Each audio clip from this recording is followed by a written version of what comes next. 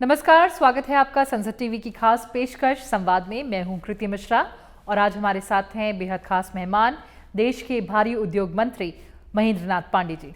Sir, स्वागत है आपका संसद टीवी में। बहुत बहुत धन्यवाद। सर, सबसे पहले शुरुआत करते हैं एक अच्छी खबर से। फाइनेंशियल ईयर 2023 में जो ईवी की सेल्स हुई देश में, उसने सारे रिकॉर्ड पार कर दिए।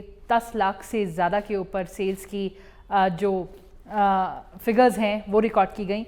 सर, इस ईवी बूम के पीछे आप कौन सा सबसे बड़ा कारण देखते हैं? देखिए, इस ईवी बूम के पीछे एक तो माननीय प्रधानमंत्री जी की दूरदर्शी सोच। फेम 1 स्कीम 1000 करोड़ रुपए से शुरू की गई, लेकिन उसके रिस्पांस और लोगों के उसके प्रति रुझान को देखते हुए प्रधानमंत्री श्री नरेंद्र मोदी जी ने जस्ट फेम 2 स्कीम में 10 लाख के ईवी व्हीकल के टारगेट के साथ उस स्कीम को जस्ट 10 गुना कर दिया। ये एक दूरदर्शी प्रधानमंत्री की सोच थी और 1000 के फेम 1 की स्कीम को 10,000 करोड़ का फेम 2 स्कीम लाया। तो हर तरह से जो लोगों को सब्सिडी और ये सब प्रोत्साहन राशि दी गई, उदाहरण के रूप में जब हमारे जिम्मे ये मंत्रालय आया तो मैंने अध्ययन किया कि माननीय मोदी जी के मार्गदर्शन हम लोगों को समय समय मिलते रहते हैं कि पहले आजकल यंगस्टर्स जो है बाइक पर ज़्यादा उनका क्रेज रहता है, तो वो बाइक पर उन्होंने 10,000 रुपये प्रति किलोवाट जो है छूट थी। तो हमारे एक हफ्ते में 500 से 700 टू व्हीलर बिकते थे। हमने जब जुलाई 2021 में उसको तुरंत चेंज कर दिया, बढ़ा दिया 15,000 प्रति किलोवाट। उदाहरण के रूप में अगर 1.5 लाख की कोई इलेक्ट्रिक बाइक है जी, तो उसमें बैटरी कंपोनेंट ही ज़्यादा है। तो जब उसमें 1.5 लाख में 45,000 रुपये सब्सिडी मिल गया तो जस्ट उसका दाम 1,05,000 हो गया। इतना बूम आया कि जहां हफ्ते में 500 से 700 बिकती थी, वहाँ हफ्ते में 5,000 से 7,000 बिकने लगी। तो ये जो जंप किया, ये सारी माननीय मोदी जी की दूरदर्शी सोच और भारी उद्योग मंत्रालय के तहत फेम 2 स्कीम से हम सब जितने जुड़े लोग थे उनकी सक्रिय भागीदारी से।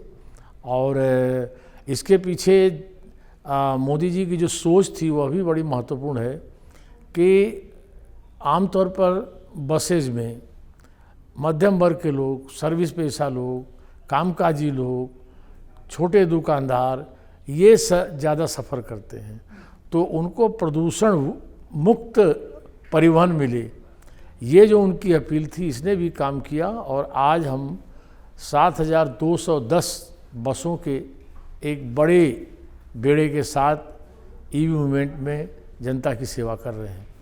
और इसका ये सारे रीजन थे। और सबसे बड़ी है, दुनिया में जो आकर्षण बढ़ा है ईवी की तरफ, भारत उसमें सबसे यहाँ के लोग जागरूक हैं और निरंतर हरित क्रांति के प्रति हम सब की अपील, मोदी जी का विजन लोगों के जहन में बैठ रहा है। यह भी इसके बूम के पीछे एक बड़ा कारण है। सर, लेकिन लगातार हमने ये भी रिपोर्ट्स देखी कि फेम के अंडर जो सब्सिडी है उसका मिसयूज़ भी कुछ तबके द्वारा किए जा रहा है, तो उस पर अंकुश लगाने के लिए या इस तरह की चिंताएं दूर करने के लिए आपके मंत्रालय ने क्या कदम उठाए? ऐसे जो शिकायतें आई थी उस पर एक हाई लेवल की इंक्वायरी बिठाई गई है। वो इंक्वायरी की प्रक्रिया चल रही है। डिटेल सामने कुछ ही दिनों में आ जाएगा और किसी को भी मिसयूज की छूट नहीं दी जाएगी।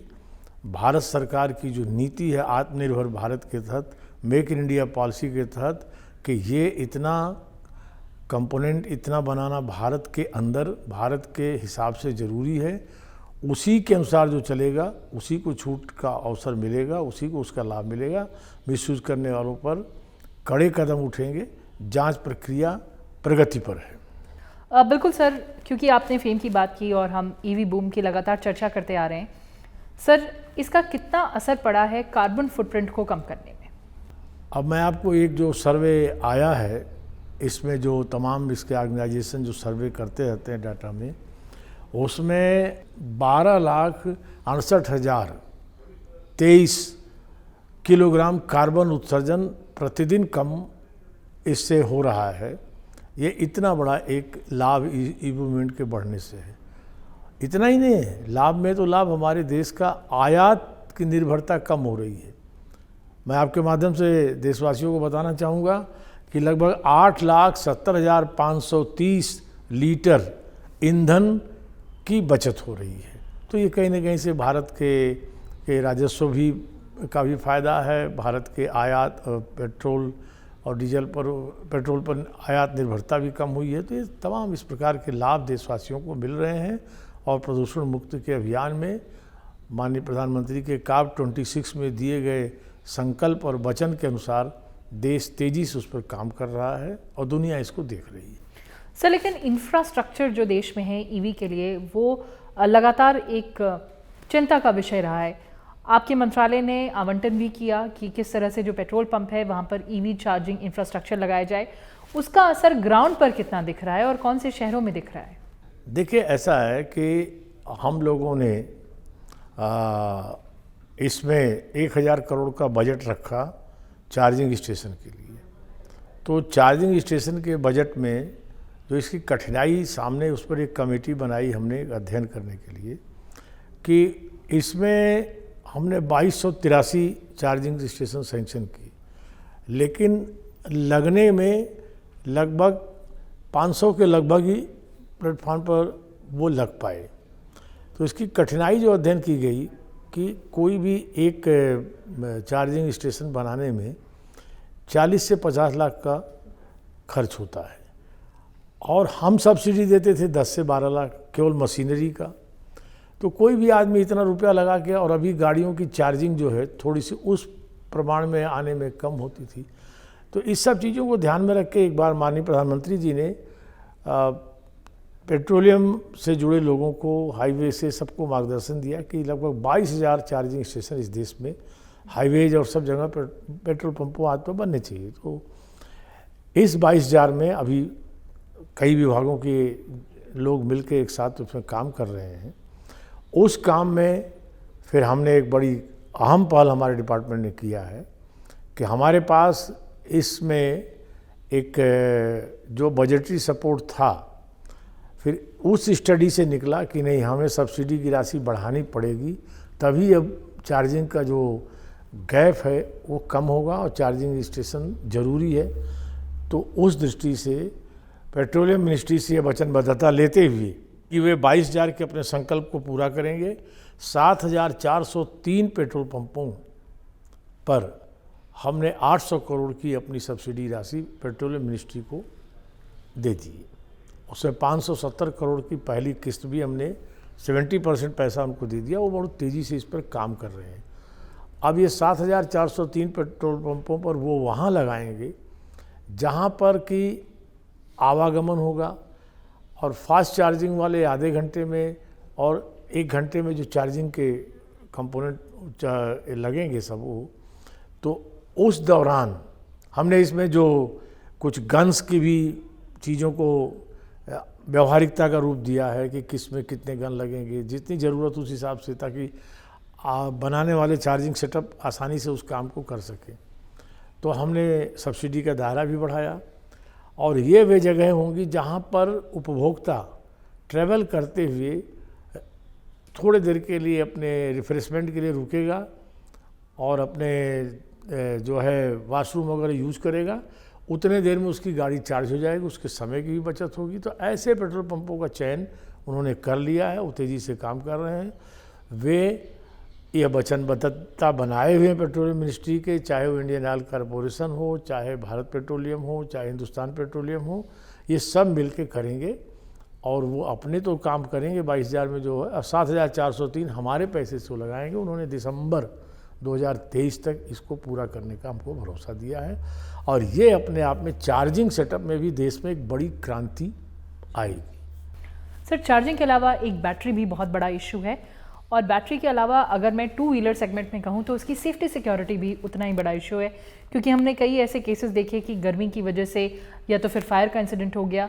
तो एक कहीं ना कहीं उपभोक्ता के दिमाग में ये है कि ऐसा तो नहीं कि वो मेरी जो ईवी है वो कितनी सेफ़ है या नहीं सेफ़ है, तो उस चिंता को आप कैसे दूर करें? देखिए, सेफ्टी पॉइंट पर भी हमारी संस्थाएं जो इस काम पर लगी रहती हैं, ICAT ये मानेसर गुड़गांव उस पर काम कर रही है, हमारा ARI पुणे काम कर रहा है और हमारे सेफ्टी मेजर बहुत ही स्ट्रिक्ट बनाए जा रहे हैं। उस कसौटी पर जब निकलेंगे तभी वो गाड़ियाँ पास आउट होंगी।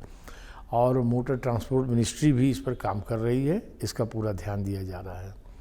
और बैटरी के दृष्टि से भी जो है हमारी सरकार ने कई और PLI स्कीम के तहत 18,100 करोड़ रुपए की उसने PLI स्कीम बैटरी के लिए लॉन्च की है।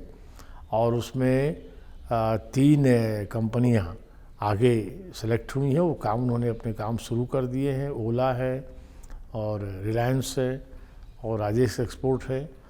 और उनके बारे में मेरे पास जो सूचना है उनके संग रिव्यू मीटिंग के दौरान कि हमारे सब्सिडी जो 18,100 करोड़ का हमारा था 50 गीगावाट का, उस 50 गीगावाट की सब्सिडी के अंतर्गत जितना वो काम करेंगे उसके साथ साथ वो अपना भी इंडस्ट्रियल सेटअप आगे बढ़ा के इस काम को करेंगे। तो भारत जहां अभी 1 गीगावाट भी लिथियम बैटरी नहीं बनती है, जिस फील्ड में चाइना का होल्ड है, थोड़े बहुत मलेशिया, उसके बाद 2-3 और विकसित देशों का होल्ड है, उसमें भारत कुछ ही दिनों के बाद बहुत अग्रणी हो जाएगा और बैटरी के इंपोर्ट तो कम होंगे ही, हम एक्सपोर्ट की कंडीशन में आ जाएंगे।